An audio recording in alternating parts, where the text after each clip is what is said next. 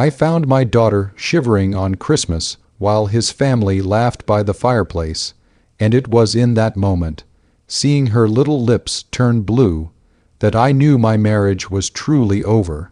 Was I wrong for what I did next? Tell me honestly if you would have just stood there and let it happen, or if you would have done exactly what I did, fueled by a rage so deep it threatened to consume me. Because what unfolded that night, amidst the fake cheer and the biting cold, was the culmination of years of neglect, manipulation, and a kind of casual cruelty that I still struggle to comprehend. It all started, as these things often do, with love, or what I thought was love. Mark was charming, funny, and incredibly attentive when we first met. He swept me off my feet, and within a year we were married. I thought I had found my forever person, the man who would build a beautiful life with me. Our daughter, Lily, arrived 2 years later, and she was the light of my life. She had his kind eyes and my stubborn streak, a perfect little blend of us both. For a while, things were good. Mark was a decent father, present enough, though I often felt like the bulk of the parenting responsibilities fell squarely on my shoulders. He had a demanding job, he'd say, and I, working part-time, had more flexibility. I accepted it. I wanted to be understanding. I wanted to be the supportive wife. But slowly, almost imperceptibly, things began to shift. It started with small slights, then bigger ones. My feelings were often dismissed, my concerns minimized. If I expressed a need, it was often met with a sigh or a rolled eye. Our conversations became less about us and more about him, his work, his needs, his family, and his family well. That's where the real problems began to fester. They were a tight-knit bunch, and at first I admired their closeness. But it quickly became clear that I was always an outsider. Mark's mother, Brenda, was a formidable woman, and she never quite approved of me. I wasn't from their town, my family wasn't as affluent, and I didn't fit into their very specific mold of what a daughter-in-law should be. Her disapproval was subtle at first, a backhanded compliment, a pointed silence, a condescending tone. But it grew over time, nurtured by Mark's inaction. He never defended me, never. He would just stand there, sheepish or worse. He'd join in with a weak joke to appease them. Our first Christmas as a married couple, I tried so hard to impress them. I cooked, I cleaned, I brought thoughtful gifts. Brenda critiqued my cooking, told me my dress was a bit too much, and made a comment about my family not being traditional enough. Mark just smiled weakly and changed the subject. I cried in the car on the way home, and he just patted my hand and said, "That's just how they are, honey. You'll get used to it." I didn't get used to it. I just learned to brace myself for every family gathering, every holiday, every birthday. When Lily was born, I hoped things would change. Surely, a grandchild would soften Brenda, and Mark would finally step up as a father and a husband. He did for a little while. He was doting, taking pictures, showing her off. But the novelty wore off. And when it came to his family, Lily became another battleground. Brenda would make comments about my parenting choices, about Lily's clothes, about her eating habits. "She's too skinny," she'd say, even though Lily was perfectly healthy. "Why aren't you bundling her up more?" she'd ask, even if it was a warm day. And Mark would just nod along, sometimes even agreeing with his mother, as if my choices were inherently wrong. The year leading up to that Christmas was particularly difficult. Mark had become increasingly distant. He was working longer hours, coming home late, and often burying himself in his phone when he was home. Our intimacy had dwindled to almost nothing. Our conversations were transactional: bills, Lily's schedule, what to have for dinner. I tried to talk to him, to tell him how lonely I felt, how disconnected we were becoming. He'd either shrug it off or accuse me of being too sensitive or needy. He even started making plans with his family without consulting me, just informing me of what we would be doing. I felt like a passenger in my own life, being dragged along by his whims and his family's demands. This particular Christmas Eve, we were scheduled to go to his parents' house, as we always were. I had asked Mark if we could host Christmas Day at our house this year, just for us, as a small family. He scoffed, "You know how Mom is about Christmas. It's always at their place. Don't be ridiculous." So, we packed up Lily's presents, her favorite blanket, and her special stuffed animal, a little pink elephant named Ellie. It was already a chilly December, and a light snow had started to fall. I made sure Lily was bundled up in her warmest coat, hat, and mittens. When we arrived, the house was, as usual, a flurry of activity.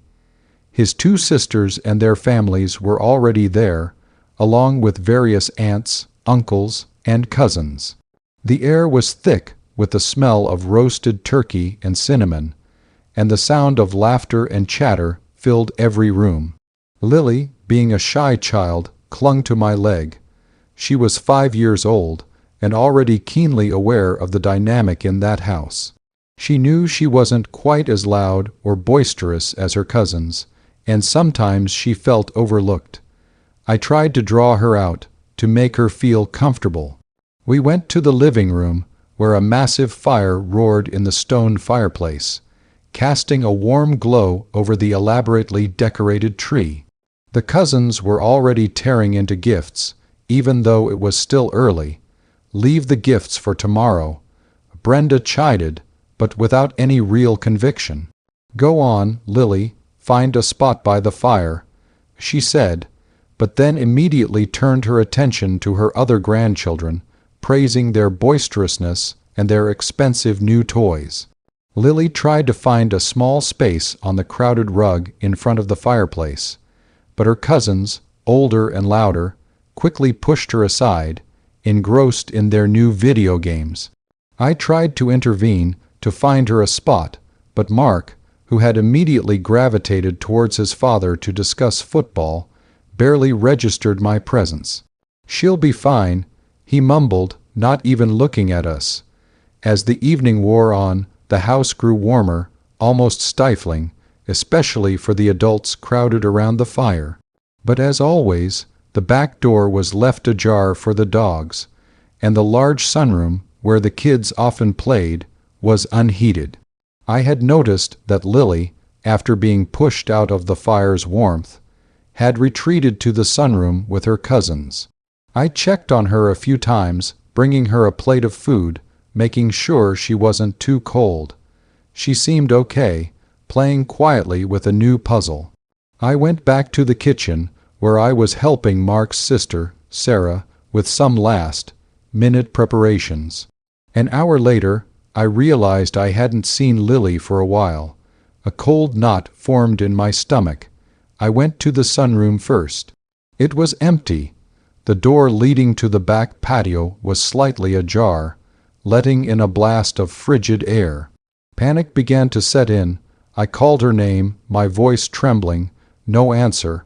I checked the other rooms, the guest bedrooms, even the basement, my heart pounding in my chest with every empty space. Mark was still engrossed in his football conversation, oblivious. Brenda was holding court in the living room, surrounded by her adoring children and grandchildren. So that's the situation I was in, and I had to make a choice. My daughter was missing, it was freezing outside, and the man I married and his entire family were completely unaware, lost in their own little world of festive indulgence. Before I tell you what happened next, I want you to pause and comment below what you would have done in my shoes. Would you have kept searching quietly, or would you have screamed? Would you have confronted Mark then and there, or waited? What would have been your first instinct? I finally found her outside, huddled in a corner of the patio, shivering uncontrollably. The snow was falling heavier now, dusting her little pink coat. Her hat had fallen off, and her cheeks were bright red with cold, her lips a faint blue. She was clutching Ellie tightly, tears streaming down her face, frozen to her skin. My heart shattered into a million pieces. "Lily, my baby," I cried, rushing to her, scooping her up into my arms. She was freezing, tiny shudders running through her body. "Mama," she whimpered, "they wouldn't let me come inside. They said I was too loud. I just wanted to see the snow." My blood ran cold. They wouldn't let her come inside, while they were all warm and laughing by the fire. I held her tight, rubbing her back, trying to transfer some of my own warmth to her small frame. I rushed her back into the house, bypassing the kitchen, bypassing the general chatter, and went straight into the living room, where the roaring fire crackled merrily. "What is going on here?" I demanded, my voice shaking with a mixture of fear and pure, unadulterated fury. Everyone looked up, startled by my sudden entrance and the raw emotion in my voice. Mark finally looked at me, then at Lily, who was still shivering violently in my arms. "What's wrong?" he asked, his voice laced with annoyance at being interrupted. "What's wrong?" I repeated, my voice rising. "What's wrong is that you're 5. Your old daughter was outside in the snow, shivering and crying because her cousins wouldn't let her back in, and nobody in this family even noticed she was gone while you all sat here, laughing by the fireplace. She was freezing." Brenda's face tightened. "Now, don't be dramatic. Children wander off. I'm sure she was just playing. I shrieked, the tears finally flowing freely down my face. "She was crying, Brenda. She was shaking. Do you have any idea how cold it is out there? Or do you just not care about anyone but yourselves?" Mark finally stood up, a flush creeping up his neck. "Hey, calm down. You're making a scene." "A scene?" I turned on him, my eyes blazing. "You think this is a scene? The scene is your own daughter being abandoned in the cold while her father sits here oblivious. Just like you've been oblivious to everything for years. To my feelings. To her needs. To the fact that your family treats us like dirt." His sisters, Sarah and Karen, started to murmur, looking uncomfortable. The other adults were silent, some avoiding my gaze, others staring with wide eyes. She said her cousins wouldn't let her back in. I continued, my voice now a raw sob.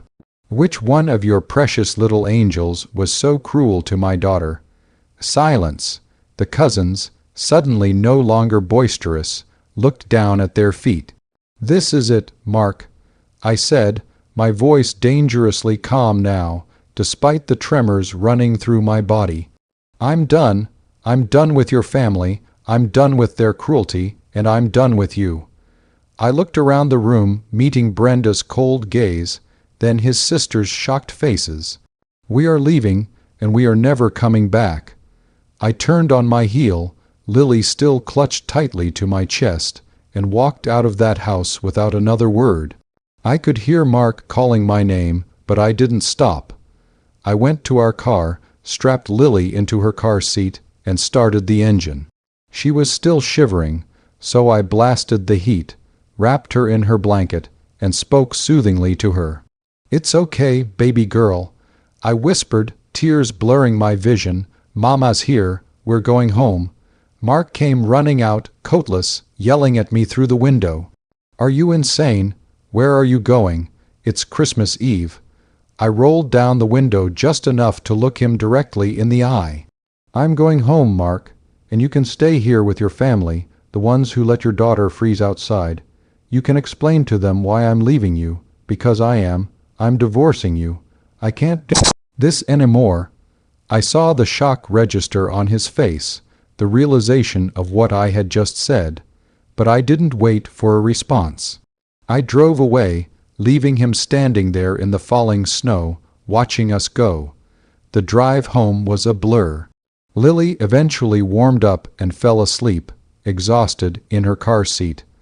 I cried the whole way, not just for Lily, but for myself, for the years I had wasted, for the dreams that had shattered. When we got home, I put Lily straight into a warm bath, then bundled her into her pajamas and tucked her into bed with Ellie. I sat by her side until her breathing evened out, until I was sure she was truly warm and safe.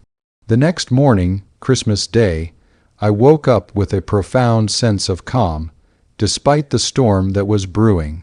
I knew I had made the right decision. Mark called and texted incessantly, but I didn't answer. I spent the day with Lily, just us two, making pancakes, opening the presents I had bought for her, and watching Christmas movies. It was quiet, peaceful, and filled with a genuine warmth that had been missing from our Christmases for years. The divorce was messy, as I expected. Mark tried to fight me, tried to portray me as unstable and overreacting. But the truth was, his neglect was evident in so many ways, and I had a paper trail of his emotional absence. His family, of course, sided with him, painting me as the villain who ruined Christmas. But I didn't care. I had my daughter, and I had my peace. It's been 2 years since that Christmas. Lily is thriving. She's confident, happy, and knows she is loved unconditionally. Mark has limited visitation, and he's still largely absent, still making excuses. But I don't let it affect us anymore. We built a new life, just the two of us, and it's a life filled with genuine warmth and respect. That night, seeing my daughter shivering was the final straw, the moment the illusion shattered completely. It taught me that sometimes the hardest decisions are the most necessary ones, and that protecting your child means protecting yourself too. Never settle for less than you deserve, especially when it comes to your happiness and the well-being of your children. If you were on my side in this story, please like this video, subscribe for more stories like this, and share your final thoughts on this whole mess in the comments section below. I want to hear what you would have done. I'll see you all in the next story.